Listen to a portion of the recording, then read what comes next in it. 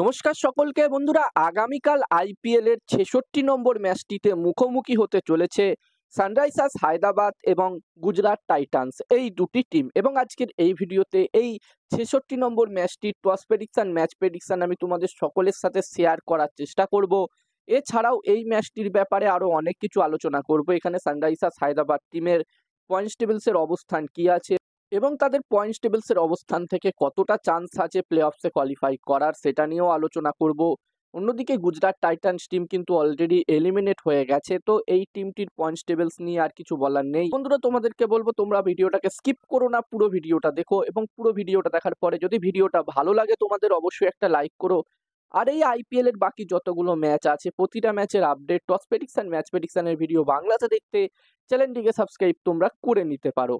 আর বন্ধুরা, কদিন পর থেকে টি-20 ওয়ার্ল্ড কাপও শুরু হতে চলেছে এবং টি-20 ওয়ার্ল্ড কাপেরও প্রতিটা ম্যাচের আপডেট তোমরা পেয়ে যাবে। তাই দেরি না করে এখনই সাবস্ক্রাইব করে নাও।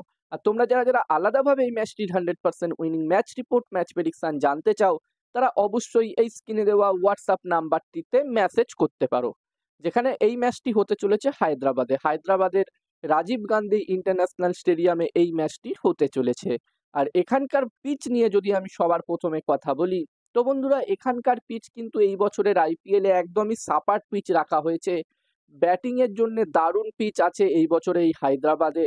এবং আমরা দেখেছি হায়দ্রাবাদে এখনো পর্যন্ত যেই কটা ম্যাচ হয়েছে তার মধ্যে বেশিরভাগ ম্যাচই কিন্তু হাই স্কোরিং ম্যাচ হয়েছে এবং সানরাইজার্স হায়দ্রাবাদ টিমও কিন্তু এই বছরে দুর্দান্ত ব্যাটিং করছে। ব্যাটিং পারফরমেন্স তাদের দারুণ হয়েছে এই বছরে। আর বন্ধুরা, এখানে এই ম্যাচটির জন্য এই দুটি টিমের মধ্যে প্রথম ইনিংসে যদি 240+ স্কোর হয় তাহলে একটি ভালো টোটাল হবে। এখানে আমার মনে হচ্ছে এই ম্যাচটিতে একটি হাই স্কোরিং ম্যাচ আমরা দেখতে পেতে পারি।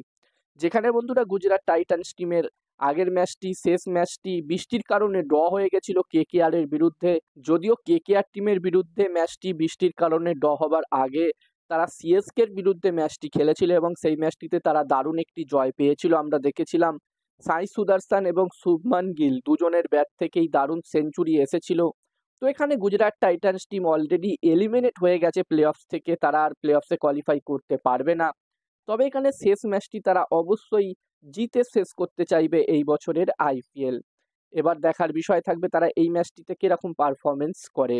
এই ম্যাচটি তারা অবশ্যই চাইবে জিতে এই বছরের আইপিএল শেষ করতে। অন্যদিকে সানরাইজার্স হায়দ্রাবাদ টিমের কথা বললে, যেখানে এই টিমটির এখনো দুটো ম্যাচ বাকি আছে। এই টিমটি 12টা ম্যাচ খেলেছে, যার মধ্যে তারা 7টা ম্যাচ জিতেছে, 5টা ম্যাচ তারা হেরেছে।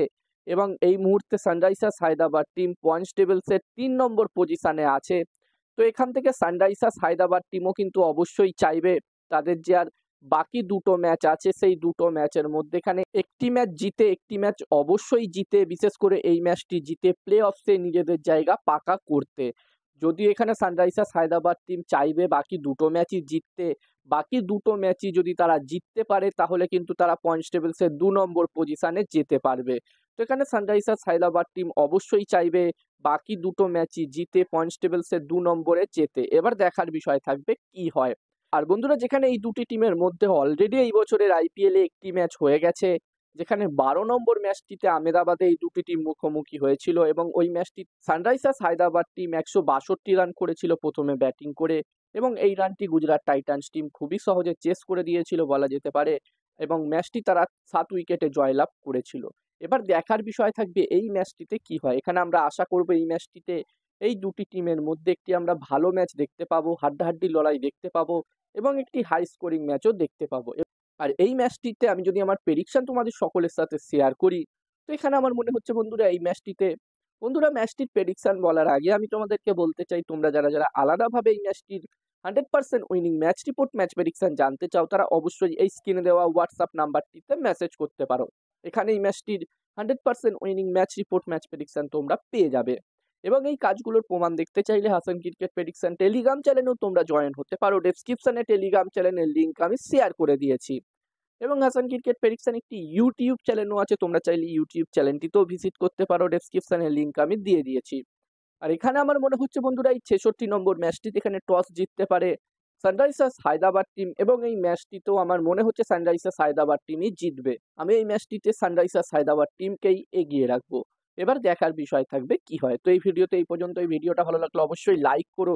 আর আমার একটি টেলিগ্রাম চ্যানেলও আছে যেখানেও আমি তোমাদের সাথে সব ম্যাচ প্রেডিকশন শেয়ার করে থাকি। তোমরা চাইলে আমার টেলিগ্রাম চ্যানেলেও জয়েন হতে পারো। ডেসক্রিপশনে আমি আমার টেলিগ্রাম চ্যানেলের লিংকও শেয়ার করে দিয়েছি।